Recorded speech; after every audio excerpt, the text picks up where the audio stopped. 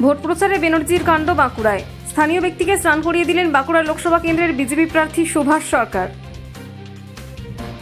প্রচারে বেরিয়ে আগে জুতো পালিশ করে বিতর্কে জড়িয়েছিলেন বিজেপি প্রার্থী সুভাষ সরকার। এবার প্রচারে বেরিয়ে এক ব্যক্তির মাথায় জল ঢেলে তাকে স্নান করিয়ে দিলেন সুভাষ সরকার।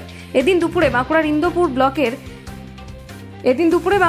ব্লকের কেরালা গ্রামে প্রচার চালানোর সময় নিজের হাতে মগ ধরে এক ব্যক্তির মাথায় জল ঢেলে দেন তিনি। প্রচারের মাঝে খোদ বিজেপি প্রার্থী এইভাবে তাকে স্নান করিয়ে দিতে পারেন তা কল্পনাতেও ভাবতে পারেননি ওই ব্যক্তি। স্বাভাবিকভাবেই ঘটনার আকস্মিকতায় তিনি বেশ কিছুটা হতচকিত হয়ে পড়েন। সুভাষ সরকার যদিও দাবি করেন এই প্রবল গরমে বারংবার স্নান করে শরীরকে সুস্থ রাখার পরামর্শ ছড়িয়ে দিতেই তার এই উদ্যোগ।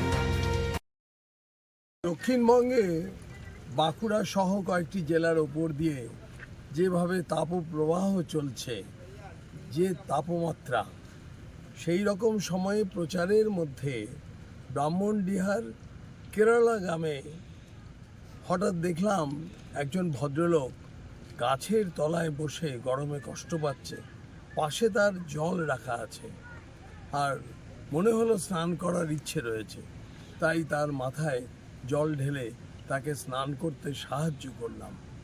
আর এটার উদ্দেশ্য হচ্ছে যে আমরা সব সময় মানুষের সুখে দুঃখে সাথী আছি, ভারতীয় জনতা পার্টি, তাই আজকে এই কাজটা করলাম।